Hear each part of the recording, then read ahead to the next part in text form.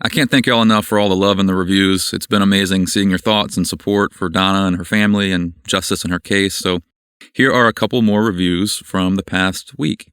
Sky Moody says, "Wow, Tucker has a way of captivating you. I'm hooked. He is shining a light on all of the corruption in Washington Parish. We have all heard the rumors and theories about the corruption in our parish, but no one has ever been brave enough to take a stand. I not only have faith that Donna's case will be solved, but the dark secrets of our parish will be revealed. There are many, many more cases to be solved. The light he's shining is too bright. You can't hide forever." Well, we're doing our best with the help of a lot of brave locals, so the team and I appreciate the kind words, Sky Moody. Karen says, "Grassroots. I met one of your relatives on a plane who told me about your podcast. I'm from St. Tammany and now live in Texas. I am telling everyone to listen to this. I'm only on episode 5 and totally hooked. Bravo." Oh wow, small world. I'll have to figure out who that was. Crime Sense says, "Obsessed. I was hooked right from the start. Definitely my new favorite. Tucker's determination to get to the truth and his investigative skills give us all hope that Donna and her family will finally receive justice. I appreciate you, Crime Sense. And let's do one more." Lindsay Feltz says, "Oh hey Lindsay, I hope you're doing well. Fascinating show. I have loved listening to this podcast. I love a true crime show, and Tucker does a phenomenal job with the investigation.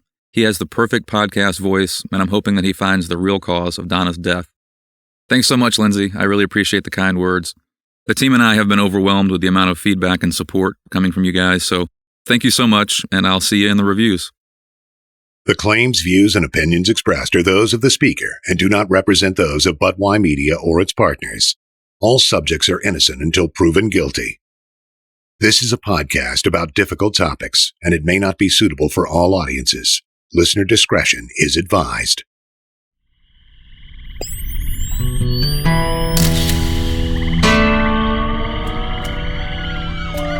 Get off the property, get the fuck out of my face. The state police are investigating. I don't give a fuck about Satan or you. The only picture I saw of Scott was he was taken at the sheriff's office of his hands and forearms with his sleeves rolled up. I want to see this, sir, Tucker, you know it. I need that for myself. I've wanted to have a say in all of this, been able to get my side out because they weren't there. They didn't experience it, but I was there 2 weeks out of the month.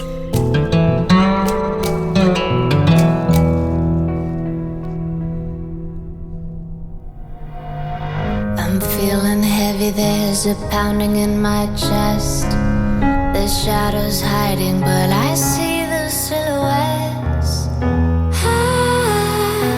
Fear lives in the quiet, whispers in the silence. I'm Tucker Simmons, and this is Freeze Frame, an investigation into the unsolved murder of Donna Arsenault.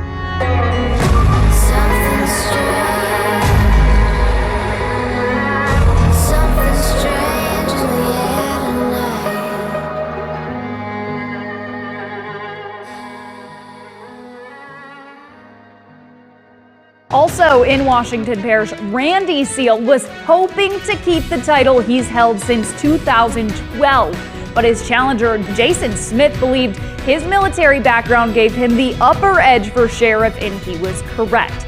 Longtime Sheriff Seal is unseated with a 60 to 40% final vote. Smith also had more votes in the primary. On November 18th, 2023, Sheriff Randy Seal was unseated by retired Marine and local rancher Jason Smith. His win, with 60% of the vote, shocked many in the community, especially after the majority of local political groups and statewide organizations endorsed Seal. The decisive win brought hope for many families, among them Donna Arsenault. But Donna's isn't the only high-profile case casting a shadow on the Washington Parish Sheriff's Office. In 2012, 14-year-old Brett Whitner was shot in the back of the head with a .22 caliber rifle.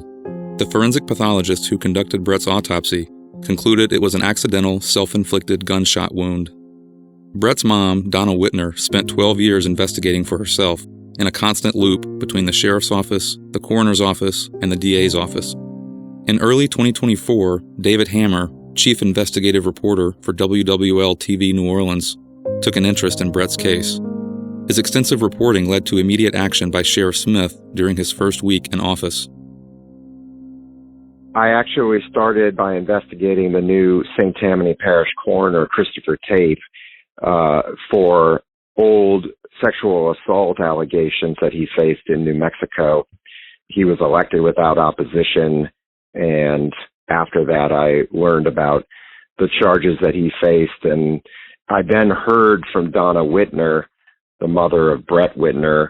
Brett had been killed in 2012 when he was 14 years old. He was at a sleepover with other kids ranging in age from 11 to 15, and she found out that her son had been shot in the head. And ever since then, she's been concerned about the case, and it turns out that the autopsy in that case on behalf of Washington Parish was handled by Dr. Christopher Tape, who was a private forensic pathologist in the Lafayette area at the time. It seemed like a case that needed to be investigated because while there was coverage at the time in 2012 about how unlikely it was that a 14-year-old boy would shoot himself in the back of the head with a long rifle, it kind of died, didn't get the attention anymore in the media. And then Donna Whitner would protest over the years out in front of the coroner's office in Washington Parish and in front of the sheriff's office, and just wasn't getting anywhere. And she had collected the evidence from Washington Parish of the investigation, and there were just so many holes in the investigation. They had found 2 shell casings at the scene.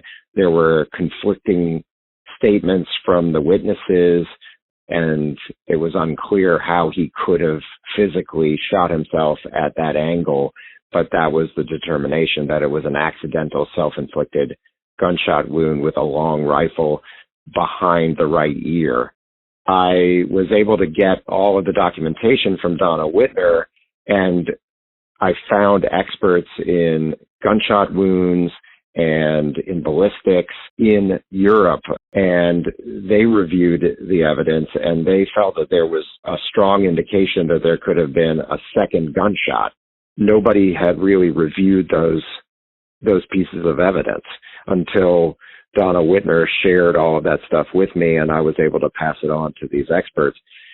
So all of this uncertainty led the new sheriff, Jason Smith, to reopen the case and to support a exhumation of Brett Whitner's remains. Longtime Washington Parish coroner Roger Kasama did make the call to do the exhumation, but I think that the sheriff's interest in reopening the case and his pressure probably led to that decision. Following the exhumation, Washington Parish's chief deputy coroner drove Brett's remains to Texas for a secondary autopsy. As of October 2024, Brett's remains are at LSU's FACES lab for anthropological review. Brett's case is relevant in this investigation for several reasons. Most interestingly, Tom Anderson was a Washington Parish Sheriff's Office lieutenant at the time of Brett's death. He was the first dispatched to the scene. A couple of years after Brett's death, Tom joined investigations and eventually became lead investigator. When I met with Tom about Donna's case, he brought up several other cases where his name comes up in criticism, Brett's being one of them. Just like in episode 6, the following narration is a summarization of Tom's thoughts on the case during our meeting on his front porch. These are not direct quotes. Brett went to a sleepover with some kids he didn't know very well. The parents in the house went to bed early, and Brett grabbed a rifle off the wall. He pointed it around, and the other kids told him to put it down and leave it alone. The next morning, Brett and 2 others were up early in the kitchen, and he grabbed the rifle again. The other kids told him to put it down again, and he joked that it wasn't even loaded. He threw it over his shoulder, turned his head, and accidentally pulled the trigger. At first, I was saying there's no way you can shoot yourself in the back of the head with a rifle. But on the scene, there was a Daisy BB gun as well. I compared the little BB gun to the .22 caliber rifle Brett was playing with, and they are almost identical in size. It was a short-barreled .22. That convinced me that it was actually possible for him to shoot himself back there. Brett's mom didn't want to believe us. She protested in front of the sheriff's office and all, but it went to a grand jury, and they agreed it was an accidental death, no foul play.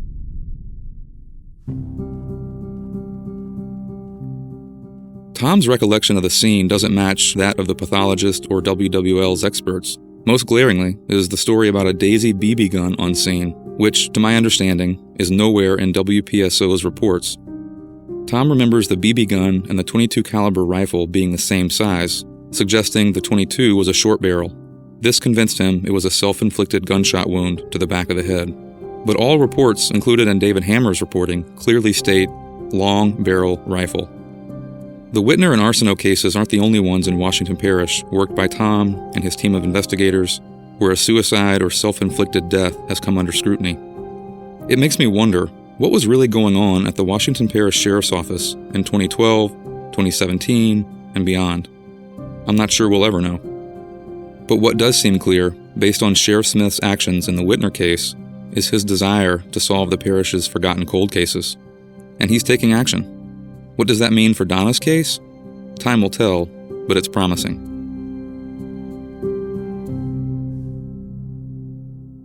It had been a few months since I approached Scott, and I wanted to try again before the podcast launched. Sources had shared his work schedule, so I had a feeling he'd be home. Sure enough, his vehicle was in the driveway, and I pulled in.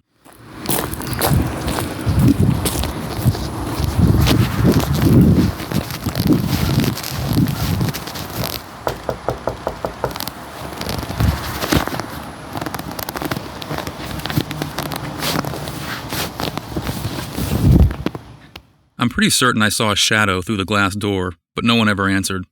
I went back to town for some caffeine. The iced Americano at What's Up is admittedly an addiction when I'm in Franklinton. I returned to the barn dominium, I guess you'd call it, the residence Scott built behind Donna's. I had been told a man named Mr. Collins lived there. Apparently he and Scott spend a lot of time together, so I thought maybe he could help arrange a conversation.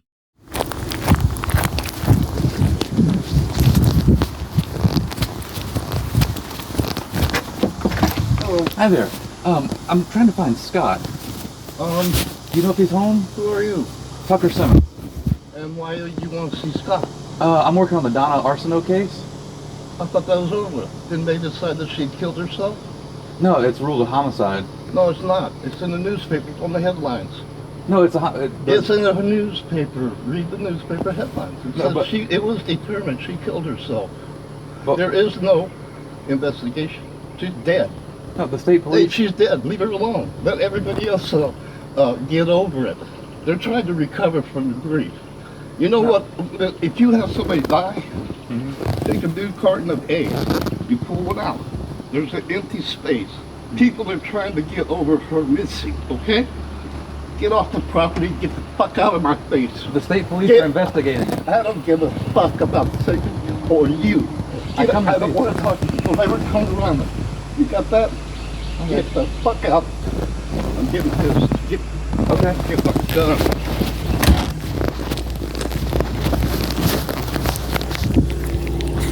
He's gonna get his gun.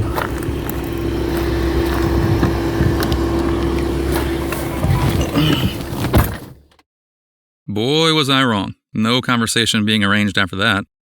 In later conversations with sources, I learned that during my brief encounter with Mr. Collins, apparently Scott was right inside the cracked door observing our interaction. I'm told Scott has an attorney who's advised him not to talk to anyone. I can understand that. But knowing he was right inside the door and presumably had coached Mr. Collins what to say, it's just strange that they continue to push the suicide theory and rehash the debunked newspaper headline instead of a desire to catch the person who killed the love of your life. I'll reiterate, it's clear the state police feel they need more evidence before arresting anyone, but it seems like there's a complete lack of interest in solving the homicide from certain individuals. Not even an acknowledgement Donna could have been murdered from her boyfriend who claims he loved her more than anything. It's eye-opening, to say the least.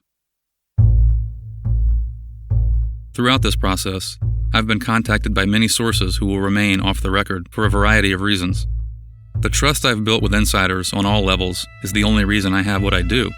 However, when sources publicly out themselves, it puts me in a precarious situation. Do I break that bond and trust just because they did? Many of my sources have provided information that I didn't need to make public. Corroboration of evidence, details that solidified timelines, names of those I needed to contact, things I didn't feel I needed to reveal explicitly in this podcast. But two sources in particular, both whom reached out to me first, have now made themselves known publicly. In order to protect their anonymity and safety, I won't be using their names. I've chosen to combine my conversations with them into one, read by our narrator. Scott and Donna were cheating on each other, and he told me there were certain things he was into, but never asked Donna to do it because he didn't want to open up that can of worms with her. When I heard about certain situations on the coast, I felt very uncomfortable. One in particular made me question everything I thought I knew about this guy. He's controlling over his partners. How could he have gone the whole day without contacting her or going over there? He can't go more than a couple of hours without checking in. I've seen it myself. I've seen how he won't let an argument fizzle out. He never told me the whole story about Donna. It was always bits and pieces. He said he texted her after hearing a gunshot and asked why she would shoot near his house with his kids there. She sent back a picture of herself in bed to prove it wasn't her. I heard there was more than one shell casing, but he has always told me he only heard one gunshot that night when he texted her. I've heard about pork chops for dinner. I've heard he ordered food from the Japanese place in town. But I'm telling you, I'm nearly certain his kids ate ramen noodles Sunday night. His kids have said that when they came out to the living room that night, he wasn't there. I don't know, but it sounds like he was gone Sunday night. He wasn't home for a period of time. That's my understanding. Then he took the kids to school on Monday and went shopping. He told me he tried reaching Donna several times and noticed she wasn't on Facebook all day, which was weird. I feel like he would have gone over there if he was worried. It was normal for him to just show up. I can't remember if it was his son or daughter, but on Monday, before they found Donna, he took one of his kids shopping in Covington and dropped them off at Alicia, his ex-wife and mother of their kids. From what I remember, Alicia picked up the other kid from school, so I know he was gone from the house for a long time on Monday. I always wondered why he didn't have Donna go with him to Covington. He loves running the roads and always needs a companion. So even if they were fighting the night before, I know him. He would have tried to reconcile Monday morning. I asked him about what the scene looked like. He said she shot herself on the bed and must have run to the bathroom to get a towel and died there.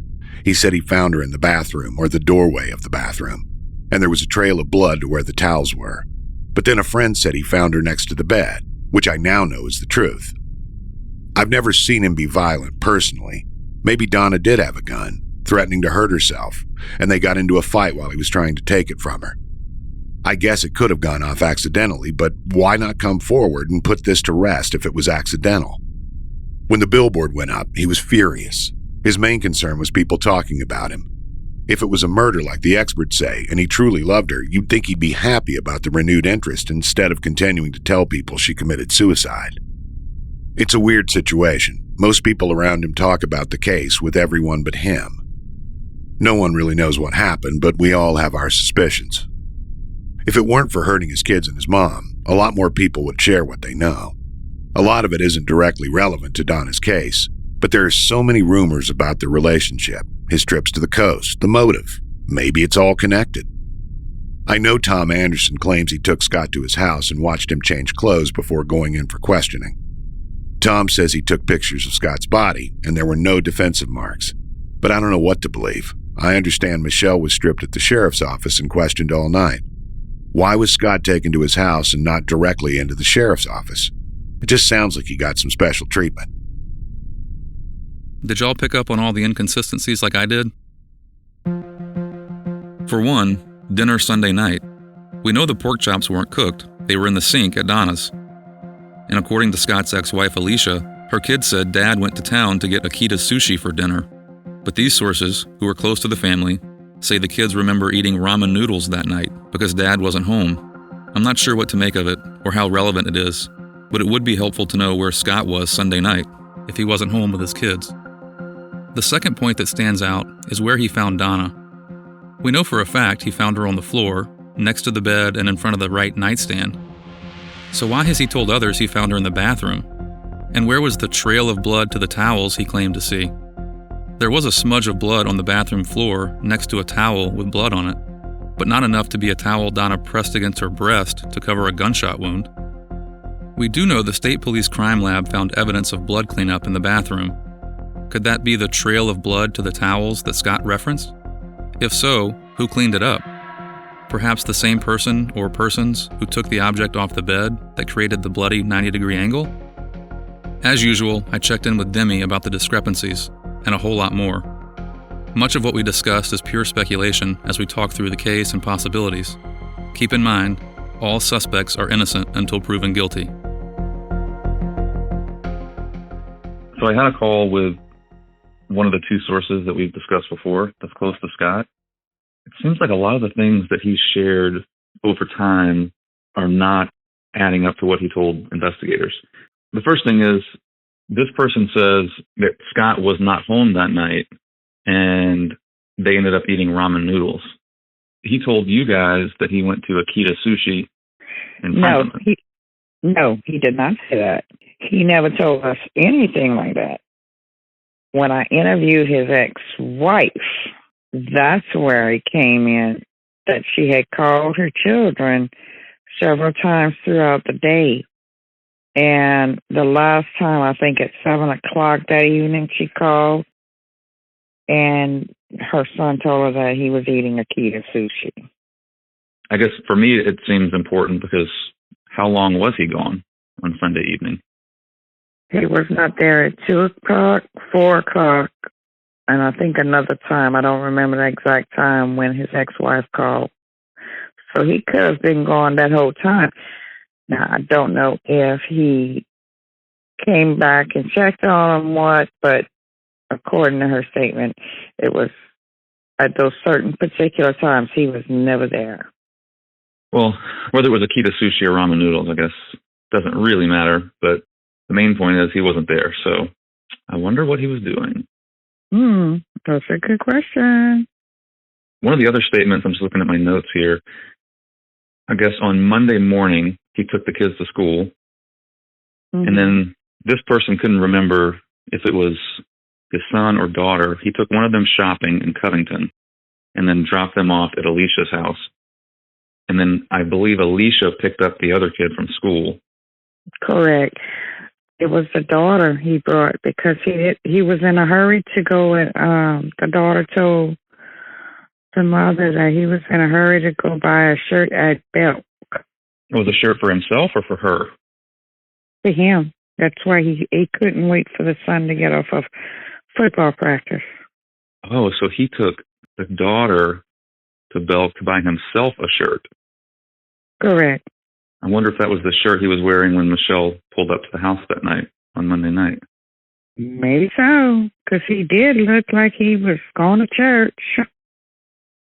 They were saying that he never really would tell the story in full, but over time, they've overheard conversations or had direct conversations, and when asked like how he found her, what the scene looked like, he told this person that she had shot herself on the bed and must have run to the bathroom to get a towel and then died there because there was a trail of blood through the bathroom to where the towels were.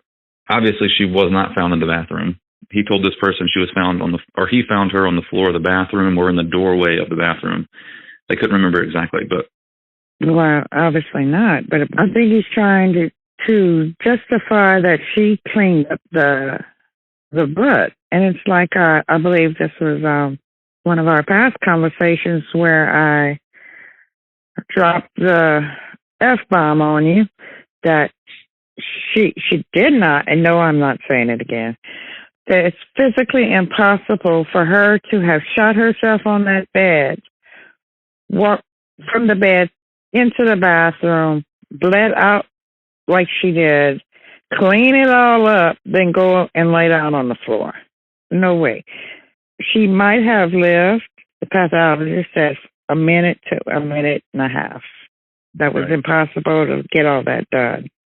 So if he's telling this person he found her in the bathroom or in the doorway and there was a trail of blood to where the towels were, I mean, for me, it makes me think it's possible he just slipped up and he took her to the bathroom after shooting and then cleaned up the trail that he talked about to where the towels were.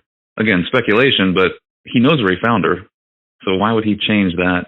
He's covering up his past lives at this point. He's changing the details up. Maybe her dying in the bathroom is actually what happened.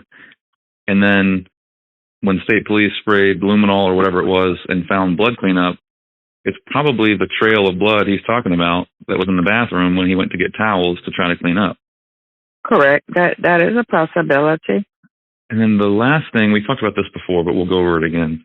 This person is also under the assumption that Scott was taken to his house by Tom Anderson, changed clothes, pictures were taken, and then he was taken to the station, which when you compare that to how Michelle was treated and she was photographed at the sheriff's office, I mean, I guess the argument could be, well, he lived right there 100 yards away, so we let him go get a change of clothes.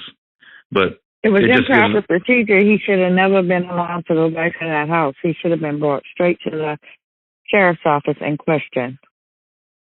Tom claims he did take pictures of Scott's body to confirm there were no defensive wounds.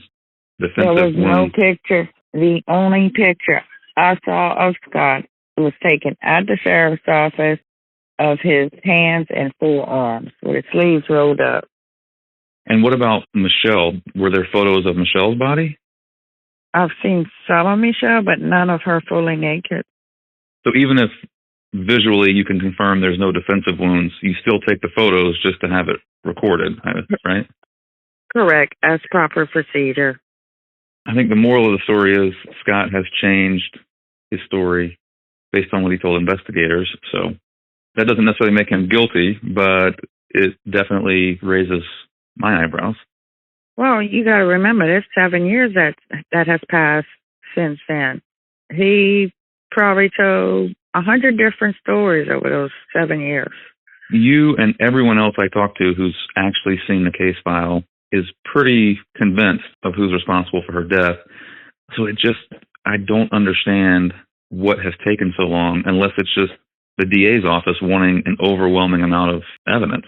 At particular times, I've seen where cases were not accepted, but nothing of this magnitude was ever refuted.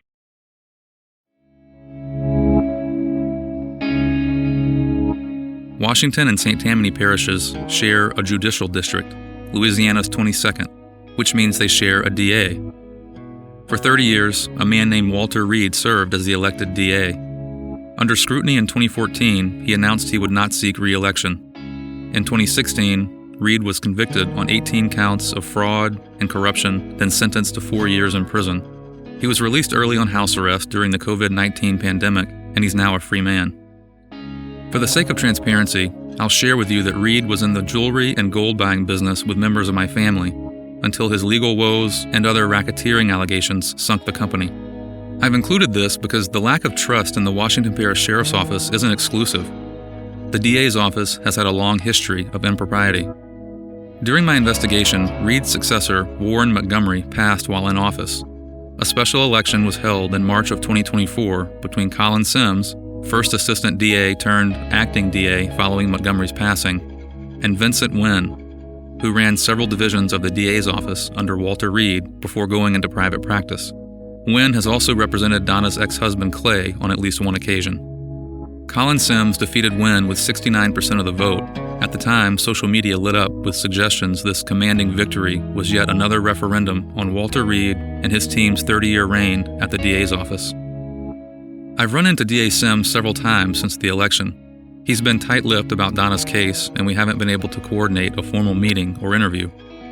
But from what I'm told, he is prepared to review and prosecute Donna's case if and when the state police present it to his office. Now, back to my call with Demi. I hear there's a new investigator with state police on it now, and hopefully they are making progress.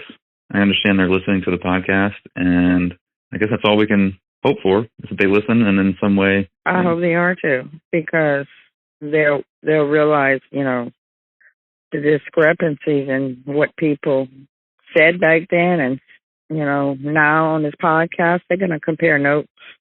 I hope they are, and I pray every day, Tucker, that they are. In the Bible, often Jesus responded soon.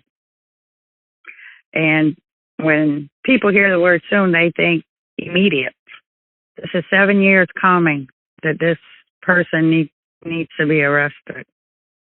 And I think in the course of revealing of the guilty party, a lot of people are going to go down for, their misdeeds in it.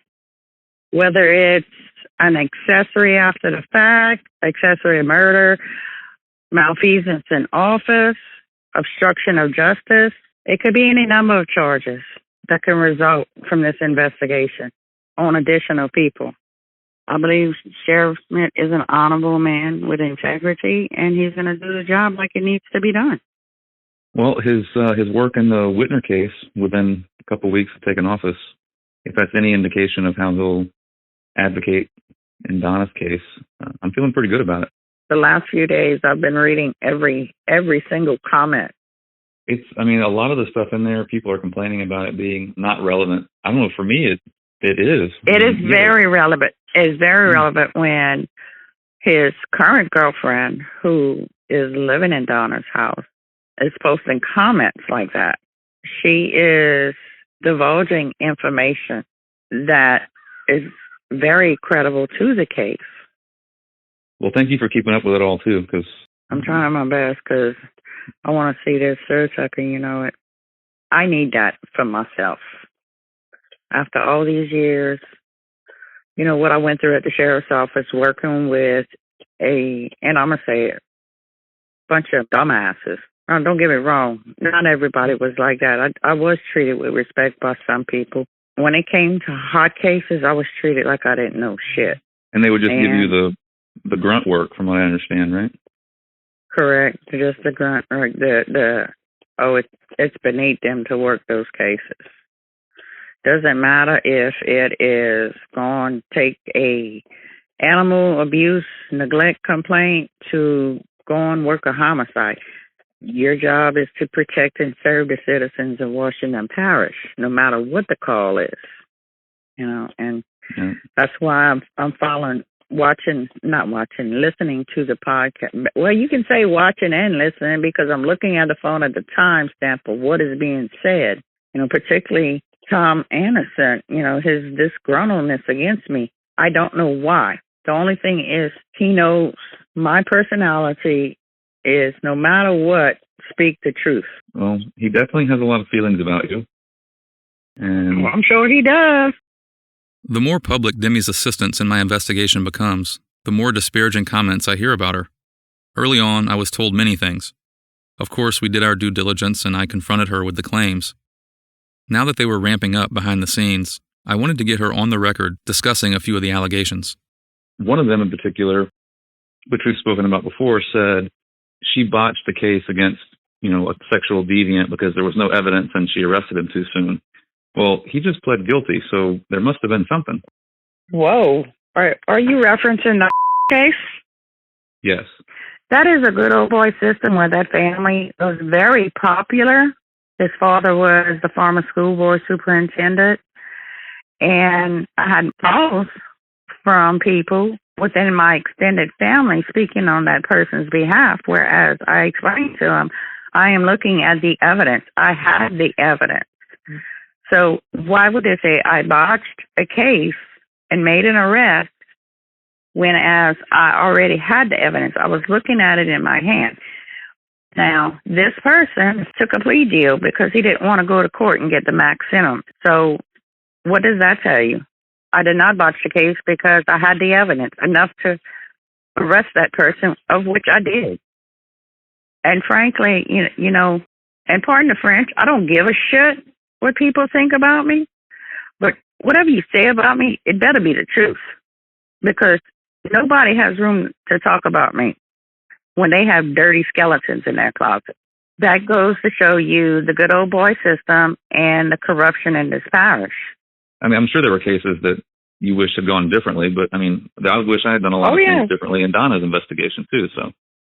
Oh, yes. I will tell you, I lost, it was a misdemeanor case, but it tortured me, where I see some dogs on property where I found them and I had been receiving complaints about them, and the dogs were severely neglected. Because I couldn't physically see all the dogs on a property and I walked the property after finding the first dogs, I should have gotten a search warrant. That's why I lost that case, because I did not get a search warrant to go further onto the property. That was my mistake in that case. Have I made mistakes in other cases? Yes, I have. And I can own up to them. But one thing I knew about Donna's case, I was not messing up there. And they knew it. Tell me the next complaint you had on me. One of the other things Tom said was, I watched Demi closely on Donna's case because I didn't want her to get us all in trouble by doing something illegal or something to that point. I would have never done something illegal. And second of all, he didn't watch me closely at all because they'd only walk to my door and say, hey, what's going on with the case? What have you found? That's it. I wouldn't do something illegal. That may have been something he might have done in his career, not in mine. When this case comes to an end with an arrest, I can finally feel some vindication to where I can really feel retired now. Whether I am working at the sheriff's office or helping out with this podcast, it's about integrity, being able to do the right thing. Well, we will talk soon because there are many updates that have happened over the course of the podcast, and we'll be working on those episodes soon. Most definitely. I'm willing to provide the time you need. All right, Mama D. Go ahead, edit your phone call, dear. I'll tell my husband I was talking about him to you. All right. All right. I'll talk to you later. All right. Thanks. Bye.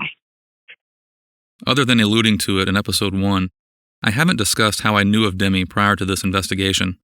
It's very personal, and as open as I've been with you guys, I don't feel the need to expose that. But I will say, in my experience in the past and since working this case, Demi is the woman you hear in every episode of this podcast. What you see, what you hear, that's what you get. We've interviewed many people about Demi's integrity, and if I questioned her motives or work on this case, you would not be hearing from her. As the launch date of this podcast was nearing, we prepared billboards, social media ads, newspaper ads, and attempted to secure an exhibit at the Washington Parish Free Fair. Nothing provocative, just a place to educate visitors about Donna's case and hand out merchandise to continue the Justice for Donna conversation. The fair is the last place Donna was seen before her death, so it felt like an appropriate venue. Sadly, we were denied.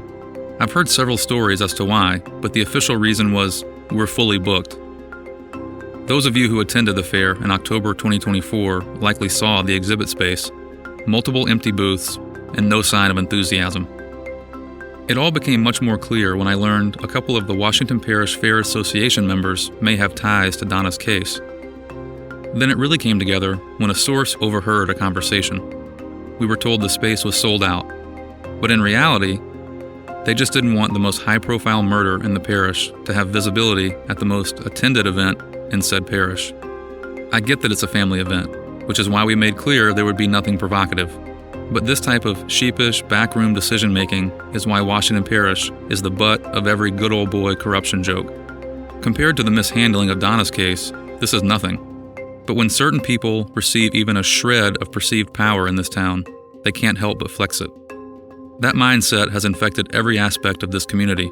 Don't get me wrong, I love this place, I love the fair, I have friends who are members of the Fair Association, they're incredible people. But let's be real. Donna deserved a presence at this event, and the denial lit a fire under many of us. This wouldn't be the last time the board of the Washington Parish Free Fair would issue us a denial. More on that in a later episode.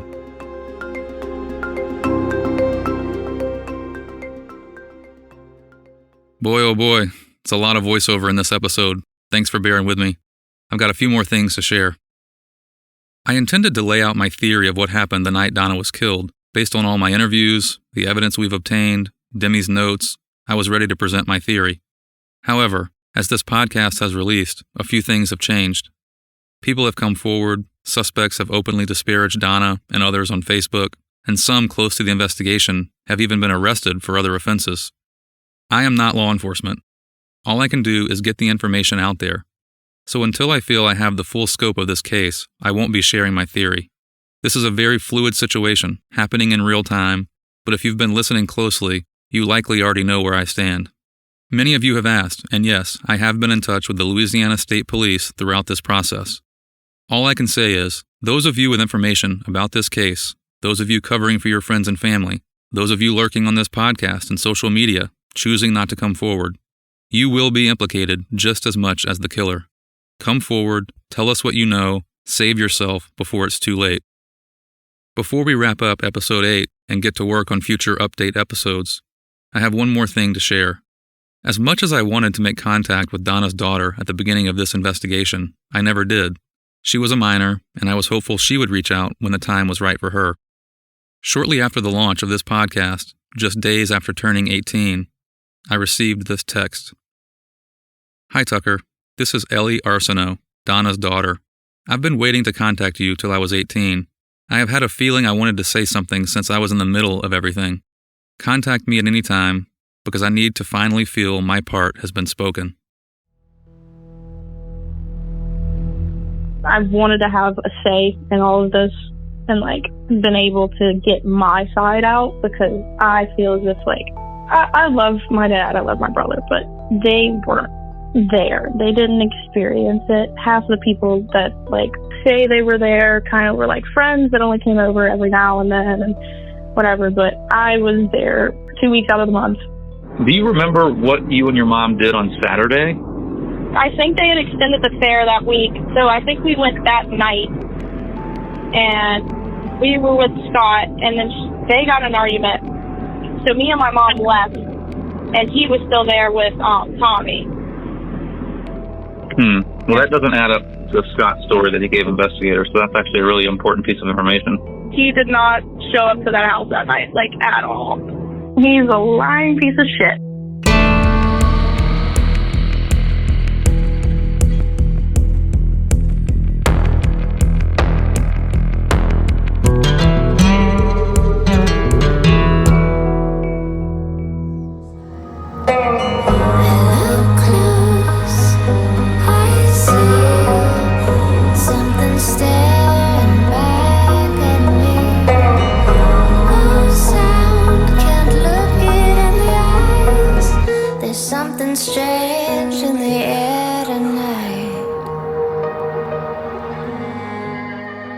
As I've always said, solving this case would be incredibly difficult without access to the case file. Even without it, though, we've uncovered a massive amount of information, details about the scene, and interviews with me that contradict interviews with investigators. Sources with valuable information that make me question how many people were involved have come forward since the release of this podcast. I've promised update episodes, and they're coming. I'll need a few weeks to follow up on leads, but rest assured, this is far from over. Make sure you follow, rate, and review on Apple Podcasts, Spotify, or wherever you're listening. It's a huge help in spreading the word about Donna's case. Then head over to freezeframepodcast.com for behind-the-scenes details on the investigation. And follow us on socials at FreezeFramePod for exclusive content. Freeze Frame is a Buttwise Media production.